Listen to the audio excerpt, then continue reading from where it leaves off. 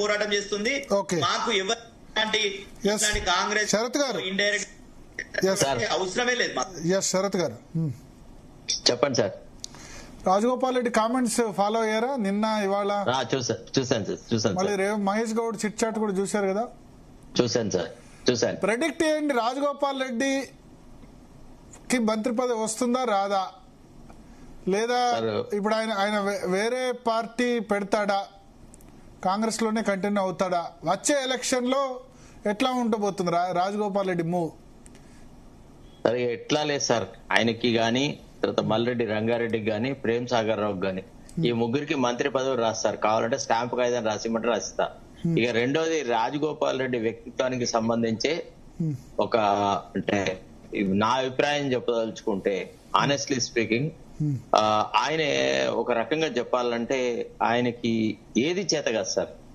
ఒట్టిగా ఏదైనా ఆడపా దడపా ముఖ్యమంత్రులను బ్లాక్మెయిల్ చేయడము, ఏ పార్టీలో ఉంటే ఆ పార్టీ వ్యతిరేక కార్యకలాపాలు జరపడం, ఇట్లాంటి రాజకీయాలు చేస్తాడు. తర్వాత ఏ మాత్రం సహనం లేని వ్యక్తి.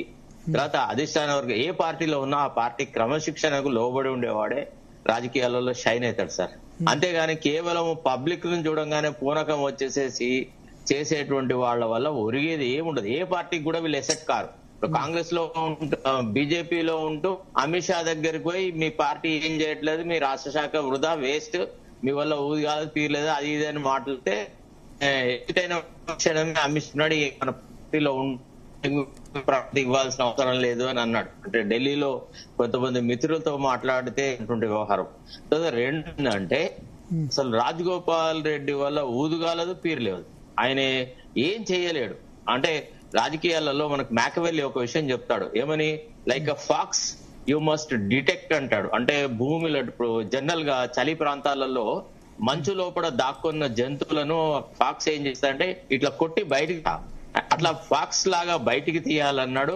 Like a lion you should attack అన్నారు. అట్లాంటి వాడే రాజకీయాలకు పనికొస్తాడు. ఒక స్ట్రాటజీ ఉండాలి, ఒక లక్ష్యం ఉండాలి, ఒక పద్ధతి ఉండాలి.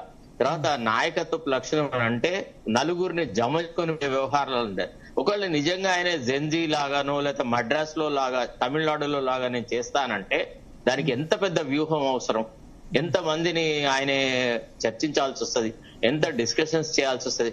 అది ఏదైనా కనపడదా? అడపదడప ఈ రకమైన అలజడులే తప్ప. తర్వాత రెండోది, ఒకవేళ మనలో నిజంగానే ఒక ప్రత్యామ్నాయాన్ని ఏర్పరచాలనుకునేవాడు ప్రతిపక్షాల గురించి ఇంకా మాట్లాడద్దిగా. తాను బీఆర్ఎస్ గురించి కానీ కేసీఆర్ గురించి కానీ భారతీయ జనతా పార్టీ గురించి కానీ మాట్లాడదు. ప్రజల గురించి మాట్లాడాలి, ప్రజల ఇక్కట్ల గురించి మాట్లాడాలి. నేను చెప్పిన కేసీఆర్ ను బొందబెడతా అన్నాం, బొందబెట్టాం, నా కోసమనే ఫామ్ హౌస్ లో దాక్కున్నాడు, ఇవన్నీ అంత చిల్లర మాట. సపోజ్ ఒకవేళ అధికారంలో ఉన్నప్పుడే కేసీఆర్ కనుక ఇవాళ ఎట్లయితే ఈ 10 మంది ఎమ్మెల్యేలకు ఇచ్చిన ఆఫర్ సవితా ఇంద్రారెడ్డి మిగతా వాళ్ళందరూ వచ్చి చేరినట్టుగా రాజగోపాల్ రెడ్డిని పిలిచి నేను హోమ్ మినిస్టర్ చేస్తా, నేను అగ్రికల్చర్ మినిస్టర్, నేను ఇండస్ట్రీ మినిస్టర్ చేస్తా అంటే నిమిషాల్లో జంప్ అయి ఉండేవాడు. ఇవన్నీ ఉతాయే. వీళ్ళ మాటలని మనం సీరియస్ గా తీసుకోవాల్సిన అవసరం లేదు. రెండోది, మనం గ్రౌండ్ రియాలిటీలో చూస్తే ఈ రోజున్న పరిస్థితులలో రేవంత్ రెడ్డిని కొట్టే మనగాడు ఎవడు కాంగ్రెస్ లో లేడు సార్. కాంగ్రెస్ లో అన్ని ఉత్త ఖాళీ సీసాలున్నాయి, వీటిలో దేంట్లో కూడా కంటెంట్ లేదు. వీళ్ళ వల్ల కాదు, వీళ్ళని పార్టీ అధిష్టాన వర్గం కూడా సీరియస్ తీసుకోవట్లేదు. రెండోది ఏంటంటే ప్రతి విషయాలను కేసీ వేణుగోపాల్ అబ్జర్వ్ చేస్తుంటాడు. అంటే పార్టీకి విధేయుడా కాదా అనేది కాంగ్రెస్ లో కొలమానం. సరే, వాళ్ళ సమర్థత అసమర్థతలతో అటుంచినా చాలా సార్లు నేను అంటే గతంలో మేము ఈనాడు రిపోర్టర్ గా ఉన్నప్పుడు డాక్టర్ చెన్నారెడ్డి గారితో చాలా సార్లు మాట్లాడేవాడిని. అయితే చెన్నారెడ్డి గారు ఒక విషయం చెప్పాడు, పార్టీకి విధేయత ఉంటూ వ్యక్తిత్వాన్ని కాపాడుకునేవాడికి కాంగ్రెస్ పార్టీలో పదవుల కొరత లేదు, క్షణాలకి ఒక పదవి వస్తుంది. కానీ వ్యక్తిత్వం కాపాడుకోకపోయినా విధేయత లేకపోయినా ఈ రెండిట్లలో ఏది కొరవడినా గానీ పార్టీ పట్టించుకోదు అని. ఇప్పుడు ఇతను వ్యక్తిత్వాన్ని కాపాడుకోలేకపోతున్నాడు. అతను ఏదో ఒక లక్ష్యం వైపు ప్రయాణించాలి కదా. ఎస్, కాంగ్రెస్ వల్ల ఈనాడు దుష్పరిణామాలు ఉన్నాయి. ప్రజల్లో చాలా అసంతృప్తి ఉంది. రైతులకు అన్యాయం జరిగింది, కార్మికులకు అన్యాయం జరిగింది, విద్యార్థులకు అన్యాయం జరిగింది, నిరుద్యోగులకు అన్యాయం జరిగింది. ఇచ్చిన వాగ్దానాలు ఏవి సంపూర్తి చేయట్లేదు. ఇవన్నీ ఒక మూవ్మెంట్ డెవలప్ చేయడానికి పనికి వచ్చేటువంటి పరికరాలు, పనిముట్లు. వీటిలో దేన్ని వాడుకున్న సందర్భం లేదు కదా. పోనీ నిరుద్యోగులు అంత అల్లరి చేసినప్పుడు పోయినాడా, అక్కడికి పోయి మాట్లాడినాడా? గతంలో మా పార్టీ నాయకుడు రాహుల్ గాంధీ గారు వచ్చి మీకు ఇన్ని రకాల వాగ్దానాలు చేసినారు, కానీ మా పార్టీ ముఖ్యమంత్రి అట్లాంటివి ఏవి చేయట్లేదు, okay no problem, we all together do something అని అన్నాడా? పోనీ బీసీల తరఫున ఎన్నడైనా మాట్లాడినాడా? ఎస్సీల తరఫున ఎన్నడైనా నాకు మంత్రి పదవి, నాకు మంత్రివి, నాకు అది స్థానవర్గం ఇస్తా అన్నది ఎట్లేదు, ఇస్తా అన్నది ఎట్లేదు. చిన్న పోరగాడు మోసం చేసింది కదా మరి హైకమాండ్ పాపం. సరే మోసం అంటే రాజకీయాల్లో స్వార్థం లేని రాజకీయ నాయకులు ఎవరున్నారు? మీకు ఒక విషయం చెప్పాలి, రాజకీయాల్లో నాకు పదవి లేకుండా చేద్దాం అనుకునే వాళ్ళు రాజకీయాల్లో రావడమే పదవి గురించే. సార్ ఇప్పుడు కాంగ్రెస్ పార్టీ ఎంత మందికి పదవులు ఇవ్వగలదు, ఎంత మందికి ఉన్నత కులాల వాళ్ళకి ఇవ్వగలదు?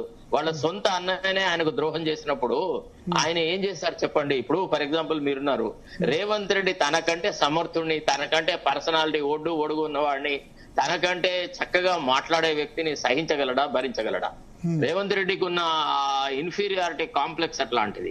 ఆయన ఎవరిని భరించాలి? ఇప్పుడు మీరు కనుక Revanth Reddy pattern of attack చూస్తే తనకంటే మేలిమిగా ఉన్న వాళ్ళని ఎప్పుడు అటాక్ చేస్తూనే ఉంటాడు. అంటే తనకంటే రాజకీయాలలో ఏదైనా రేపు సాధిస్తారేమో, ఏదైనా చేయగలిగిన సత్తా సామర్థ్యం వీళ్ళలో ఉంది అంటే వాళ్ళని అటాక్ చేస్తాడు. ఇప్పుడు కేటీఆర్ ని అటాక్ చేసినా, లేదా హరీష్ రావుని అటాక్ చేసినా, ఇంకెవరినైనా అటాక్ చేసినా అతను మౌనంగా ఉండే వాళ్ళను, లేదా ఈయన వల్ల నాకేం ప్రమాదం లేదు అనుకునే వాళ్ళ గురించి అస్సలు జోలికి పోడు. ఇది అసమర్థుల యొక్క మనస్తత్వం అని రాజకీయాలలో చెప్తారంట. పొలిటికల్ సైకాలజీలో ఏం చెప్తారంటే, an inefficient will always try to attack an efficient politician. అది అంతే, అది రాజకీయాల యొక్క ఆలోచన సరళి ఉంటది అనమాట. ఇప్పుడు కేటీఆర్ ని పదే పదే అశ్లీలమైనటువంటి భాషలో వాడము, మాట్లాడము, ఏదో క్షుద్ర పూజలు చేసి వచ్చినాడని హరీష్ రావు గురించి మాట్లాడడం, ఇవన్నీ దేనికి సంకేతాలంటే వాళ్ళ నుంచి ఈ seize some kind of a fear, some kind of a threat to his position. అని రేపు ఎన్నడైనా వీళ్ళ వల్లనే రాజకీయాలలో నాకు కొంత గడ్డు కాలం వచ్చే పరిస్థితి ఉంది అనేటువంటి భావన ఉంటది. కాబట్టి అట్లనే చేస్తాడు. అదే రాజగోపాల్ రెడ్డి గురించి మాట్లాడుతున్నాడా? మాట్లాడు. ఎందుకు? రాజగోపాల్ రెడ్డి అంటే సొంత పార్టీ వాళ్ళతో మాట్లాడు సార్. సొంత పార్టీ అయినా మంత్రులను తిట్టిన సందర్భాలని అట్లా ఏం లేదు.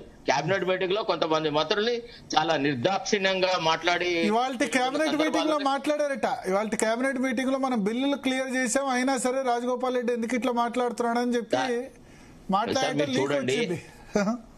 అది కేవలం లీకులు మాత్రమే, సింపథెటిక్ రాజకీయాలు మాత్రమే. రాజగోపాల్ రెడ్డి అసంతృప్తివాది. ఆయన is a square peg in a round whole. ఆయన ఎక్కడ అడ్జస్ట్ కాడు, ఏం చేసినా ఏం చేయలేవు. ఒక ఇంట్లో ఎంతమందికి ఇస్తాం, నేను వాళ్ళ అన్ననే ఆయనకు అడ్డు, ఇట్లా రకరకాల మాటలు మాట్లాడుతాడు. ఆయన నన్ను అడిగి ఆయన ఏం ఎగ్జాంపుల్ చూపిస్తారంటే నాకు హామీ ఇచ్చారు, వివేక్ వెంకటస్వామికి ఇచ్చారు, కానీ అక్కడ ఆయనకేమో ఇచ్చారు, నాకేమో ఇవ్వలేదు. ఇద్దరం ఒకటే రోజు జాయిన్ అయినాం పార్టీలో, మళ్ళా ఇద్దరం బీజేపీ అయినా ఇద్దరం జాయిన్ అయినాం. సార్ మీకు వాస్తవాలు కొన్ని వాస్తవాలు మనం గ్రహించాల్సి వస్తుంది సార్. ఆర్థికంగా వివేక్ వెంకటస్వామి ఉన్నంత పరిపుష్టితో ఈనాడు రాజగోపాల్ రెడ్డి లేడు. రాజగోపాల్ రెడ్డి పుట్టడు అప్పులలో ఉండి, అప్పుల ఊబిలో చిక్కుకొని చాలా క్లిష్టమైనటువంటి పరిస్థితిలో ఉన్నాడు. అంటే ఆయనకు తెలిసిన వాళ్ళు, ఆయన బంధువర్గంలో ఉన్నవాళ్ళు చాలా మంది నాకు తెలుసు. ఆయన చాలా చాలా అప్పుల భారంలో ఉన్నాడు అనమాట. ఆయనకు గడ్డు పరిస్థితి అంటూ గడ్డుపరుస్తుంది, అసహనము, అన్ని రకాలైనటువంటి. ఇప్పుడు ఆయన మాట్లాడే మాటలు ఎవడు కూడా రాజకీయంగా ఒక దీక్షతో పనిచేసే వ్యక్తిలాగా మాట్లాడుతున్నాడా? ఆయన అసహనంతో మాట్లాడుతున్నాడు, తర్వాత ఫ్రస్ట్రేషన్ లో ఉన్నాడు అనేది చాలా ప్రస్ఫుటంగా కనపడుతుంది. తర్వాత రెండోది, ఎంచుకున్న వేదిక కూడా కరెక్ట్ కాదు. ఆయన ఏమన్నాడు, ఏపూరు సోమన్న గురించి వారాలు మాట్లాడు. ఆ ఏపూరు సోమన్న కూడా పూటకో పార్టీ మార్చినాడు. ఆయన కూడా ఎక్కడ మంచి కళాకారుడు, చక్కని భావజాలం ఉంటది, మంచి పాటల రచయిత, నాకు చాలా మంచి మిత్రుడు. కానీ రాజకీయాలలో ఒక లక్ష్యం ఉండాలి, కొంత ఓపిక ఉండాలి, పార్టీతో నిబద్ధత ఉండాలి, పార్టీ క్రమశిక్షణకు లోబడి ఉండాలి. ఇవన్నీ కొన్ని క్వాలిటీస్ ఉంటాయి sir. These are some of the qualities which make a person more. మీరు అన్నారు మరి ఎకనామికల్లీ వీక్ అని, అది క్రైటీరియానా కాంగ్రెస్ లో? ఎకనామికల్లీ వీక్ పార్టీకి మీరు ఏం కాంట్రిబ్యూట్ చేస్తారనేదే క్రైటీరియా. లేకపోతే పెద్ద వీళ్ళ ఏదో గాంధీ మహాత్ములు లేకపోతే ఇంకేదో అని చెప్పి వీళ్ళకు పార్టీ టికెట్లు ఇస్తున్నారు, వీళ్ళకి మంత్రి పదవులు ఇస్తున్నారు, అట్లా కాదు కదా. పార్టీకి ఎవరు ఎక్కువ ఫండ్ ఇస్తే వాళ్ళకు మంత్రి పదవి, అంతేనా? Naturally they are for sale. ఇది అన్ని పార్టీలలో ఇవాళ రాజకీయాలు ఇట్లనే ఉంటాయి. మనం చాలా మంది ఎక్కువ మాట్లాడుతున్నారు. మరి ఇట్లా అయితే ఇప్పుడు తాడు శ్రీనివాస్ లాంటి వాళ్ళు, సుప్రత్ పటేల్ లాంటి వాళ్ళు ఎట్లా రాజకీయం చేయాలి పాపం? ఇట్లా అయితే వీళ్ళు వాళ్ళ కార్పొరేషన్ చైర్మన్లకే పరిమితం అంతే, వాళ్ళు ఎమ్మెల్యే ఎంపీ మంత్రులు కాలేరు మరి ఎట్లా అయితే కనుక ఫండ్ ఇచ్చేవాళ్ళు. వీళ్ళు ఆట న్యాయంలో ఉన్నారు, వీళ్ళు వేట న్యాయంలో లేరు. వీళ్ళు వేట న్యాయంలో ఉంటే వీళ్ళకి కావాల్సిన దాన్ని వేటాడి సాధించుకోవాలి. మీరు ఉన్నారు కదన్నా, మీరు అవుతలేరు మరి చెప్పండి. నాకు ఆలోచన వచ్చింది ఉన్నారు. ఎందుకంటే ఇప్పుడు మన ప్యానెల్ లో ఇద్దరు ఉన్నవాళ్ళు పాపం ఎకనామికల్లీ బ్యాక్వర్డ్, ఇద్దరు బీసీలే, ఇద్దరు బీసీలే, ఇద్దరు కార్పొరేషన్ చైర్మన్ చేశారు పాపం. ఒక్కసారి కూడా బీఫాన్ రాలేదు ఇద్దరికి. ఇద్దరు ఉద్యమకారులే, తెలంగాణ ఉద్యమకారులే. వాళ్ళిద్దరికి వాళ్ళ కమ్యూనిటీస్ లలో వాళ్ళకు సంబంధించిన వాళ్ళ బంధువర్గంలో ఎంత గౌరవం ఉందో లేదో మనకు తెలియదు, కానీ మనకు సంబంధించినంత వరకు వాళ్ళిద్దరి పట్ల మనం సముచితమైన గౌరవంతో మాట్లాడతాం. వాళ్ళని తమ్ముళ్ళు అని భావిస్తాం, అన్న అని పలకరిస్తాం. అంటే మనకు కాదు కదా క్వశ్చన్. రాజకీయాలలో ఇప్పుడున్న పరిస్థితులలో ఒక పదవి సాధించాలా అంటే దానికి కొన్ని చాకచక్యం కావాలి, కొన్ని వ్యవహారాలు కావాలి. ఇప్పుడు ఇట్లాంటి వాళ్ళు ఉన్నారు అనుకోండి, వీళ్ళు ఏదో కష్టపడి కొద్దిగా ముందుకు పోయినా గానీ వైకుంఠపాడిలో పెద్ద పాము మింగినట్టు మింగేస్తారు. ఇప్పుడు అక్కడ ఉన్న రాజకీయ వ్యవస్థ అట్లాంటిది. ఇప్పుడు బీఆర్ఎస్ లో కూడా పటేల్ ఏ మేరకు ముందుకు పోగలడు చెప్పండి. ఇదన్నీ చాలా చాలా క్లిష్టతరమైన, చాలా దగ్గర నుంచి అబ్జర్వ్ చేయాలి సార్. అసలే మన శ్రీనివాస్ గారు అడిగారు మీరేది అవ్వట్లేదు కదా సార్ అని. పాలిటిక్స్ లో నా లక్ష్యమే అదైతే. శ్రీనివాస్ గారు, నా లక్ష్యం అది అని నేను ఏర్పరచుకుంటే మాత్రం I assure you I hit everybody. కాదన్నా, ఇప్పుడు విషయం ఇప్పుడు బలహీన వర్గాలలో ఒక గట్టిగా నేను నిలబడతా, నేను దేనికైనా సమర్థవంతంగా ఎదుర్కొంటా, కొంతకాలం కష్టాన్ని ఎదుర్కొంటా, కొంతకాలం రాజకీయంగా రిప్రెషన్ అయినా ఎదుర్కొంటా, బట్ లక్ష్య సాధన కోసం కృషి చేస్తా అనే ఒక నాయకుడిని ఇవ్వండి, మీరు చూడండి ఎట్లా మార్చాలో అట్లా మార్చగలవు. అట్లాంటి వాడు ఎవరు దొరకట్లేదు కదా. ఇప్పుడు అందరు ఎట్లున్నారంటే ఏ రోడ్డు కాపాట. ఇప్పుడు ఈ రేపు క్యాబినెట్ ఎక్స్పాన్షన్ వస్తే మంత్రి పదవి వస్తా అని ఎదురు చూసడానికి మీ ఈటల రాజేందర్ ఉన్నాడు, మీ వాళ్ళు ఉన్నారు. మీకు ఎన్ని అవకాశాలు ఉన్నా మీరు దాన్ని దుర్వినియోగం చేస్తా ఉన్నారు. అంతే తప్ప ఇవాళ రాష్ట్రంలో ప్రజానీకం ఎదుర్కొంటున్న సమస్యల మీద చేసిన ప్రజా ఉద్యమాలు ఏది చెప్పండి. ఒక్క చోట ఫలానా చోట మీరు రాజకీయంగా యు ఆర్ మీరు రిలవెంట్ గా ఉన్న సందర్భం లేదు కదా. అంటే దీనివల్ల ఏం జరుగుతుందంటే ప్రజలు బాధపడుతున్నారు. ప్రజలు దిక్కులేని వాళ్ళుగా తయారంటారు. బలమైన ప్రతిపక్షము లేదు, ప్రజల తరఫున నిలబడే కొట్లాట చేసేటువంటి ప్రజానాయకులు లేరు, ఉద్యమకారులు లేరు, ఎవరు లేరు. అందరూ ఒక రకంగా అంటే బలహీనంగా ఎదురు చూస్తున్నారు. కేవలము మన ఈ పత్రికల ఛానళ్లలో మనము డిస్కషన్లు డిబేట్లు చేస్తున్నాం తప్ప ఒక ఉద్యమ పథాన్ని ఎంచుకునేటువంటి వాళ్ళు, ఆ ఉద్యమ పథంలో కొద్దిగా ముందుకు పోయే వాళ్ళు ఎవరు కనడు. ఇప్పుడు ఒకవేళ నిజంగా రాజగోపాల్ రెడ్డి కనుక అన్ని త్యజించేస్తే నథింగ్ డూయింగ్, ఇక నుంచి నేను ఏది పట్టించుకోను, I will only work for the weaker sections, ఎస్సీస్, ఎస్టీస్, ఇట్లాంటి వాళ్ళ కోసం నేను ట్రై చేస్తా, 50% సీట్స్ మేము బీసీలకు ఇస్తాం అని జట్టు ముందుకు పెట్టి రమ్మనండి. అప్పుడు ఆయన సమర్థత, ఆయన రాజకీయ చతురత కొన్ని తక్కువ ఉన్నా కానీ మనం ఫిల్అప్ చేయొచ్చు, కొన్ని గ్యాప్స్ మనం ఫిల్అప్ చేయొచ్చు. కానీ అట్లాంటి పట్టుదల, మొక్కవని పట్టుదల కావాలి కదా. వాళ్ళ ప్రజానికి ఏమేమి అబ్జర్వ్ చేస్తున్నారు, ఇది వరకు ట్రై చేయని కొత్త వ్యక్తి కోసం చూస్తున్నారు. ఇప్పుడు ఎందుకు బీఆర్ఎస్ కి అంత పెద్దగా రెస్పాన్స్ అయ్యిందో వాళ్ళు చెప్పుకుంటా ఉన్నారు, అక్కడిక్కడ మీటింగ్లు పెట్టున్నారు, కానీ పీపుల్స్ రెస్పాన్స్ అంతగా లేదు. ఎందుకు?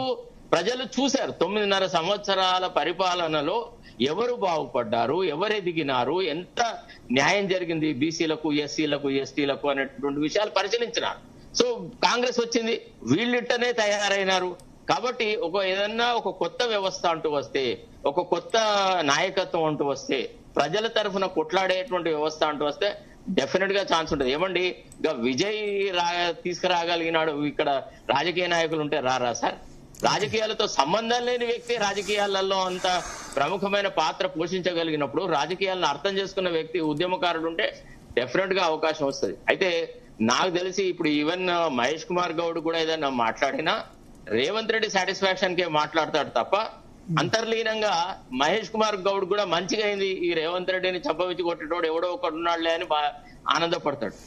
కానీ స్టేట్మెంట్ ఇచ్చాడు మహేష్ కుమార్ గౌడ్ చిట్ చాట్ లో, మీరు ఏదైనా ఉంటే హైకమాండ్ తో మాట్లాడుకోండి కానీ ఇవన్నీ బయటకి చెప్పడం కరెక్ట్ కాదని చెప్పారు ఆల్రెడీ. ఆయన ఏం చేస్తాడండి, ఆయనతో ఏమైతుంది, ఏదన్నా చేయమనండి ఒక డిసిప్లినరీ.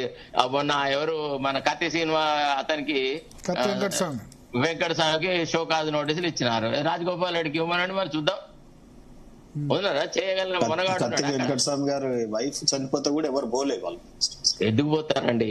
మీరు ఆలోచించుకోవాలి సార్. మనము ఈత ఎవడైనా కొలనుల్లో నేర్చుకుంటాడు, చెరువుల్లో నేర్చుకుంటాడు, కానీ సముద్రంలో నేర్చుకోరు సార్. గ్రహించండి please. Politics is a hard game అన్నారు, అందుకే politics cannot be done just like that. దానికి ఎంతో పెద్ద స్ట్రాటజీ ఉంటది. ఇవాళ కేసీఆర్ ను కొట్టినప్పుడు కేసీఆర్ ప్రభుత్వం అంటే ఇన్ సెన్స్ వాళ్ళు అధికారంలోకి కోల్పోవడానికి ఎన్ని శక్తులు ఏకమైతే కేసీఆర్ ఓడిపోయినాడు సార్. అసలు ఏం మాట్లాడినారు? It is impossible to defeat BRS అన్నారు. చాలా మంది రాజకీయ నాయకులు, పండితులు మమ్మల్ని గేలి చేసి మాట్లాడినారు. ఇది సాధ్యమా, అది అయితదా అని అన్నారు. సోషల్ మీడియాతోనే ఎంతో కొంత క్రెడిబిలిటీని దెబ్బతీసడం జరిగింది. ఇప్పుడు బీఆర్ఎస్ కు కాంగ్రెస్ కు మధ్య ఓట్ల పర్సంటేజ్ లో ఎంత సార్ తేడా? జస్ట్ 2% ఇటు అటు అయి ఉంటే గత గవర్నమెంటే పోయేది. అంటే మనము రాజకీయాలను బిల్డప్ చేయాలా అన్నప్పుడు ఒక స్ట్రాటజిక్ వ్యక్తి కావాలా. ఇట్లా క్షణానికి ఒకసారి ఇప్పట్లో ఈ ఆయన అంటే ఒక కన్సిస్టెంట్ గా మాట్లాడిన మాట ఏదైనా ఉందా చెప్పండి? గత 6 నెలల నుంచి చూస్తున్నాము. అంతకు ముందు ఎన్నికల ముందు కూడా ఇట్లనే మాట్లాడినాడు. ఆ తర్వాత బీజేపీ పార్టీలోకి చేరబోయే ముందు కూడా ఇట్లనే మాట్లాడినాడు. ఆ తర్వాత సడన్ గా one fine morning he took a decision and join BJP. Why he join, why he left? నిజానికి అదే బీజేపీలో అట్టనే ఉన్నా గానీ ఇవాళ రాజగోపాల్ రెడ్డి ఎంపీ అవుతుండే, లేక రాజ్యసభ రూట్ లో తీసుకుపోతారు, ఏదో రకం తీసుకుపోయి మంత్రి పదవి ఆయన అట్ట కూడా చేయలేకపోయినాడు. అంటే నిబద్ధత లేని రాజకీయాలు గిట్లనే ముగుస్తాయి అనేది మనకు గతంలో చెప్పిన చరిత్ర sir. Right. So thank you.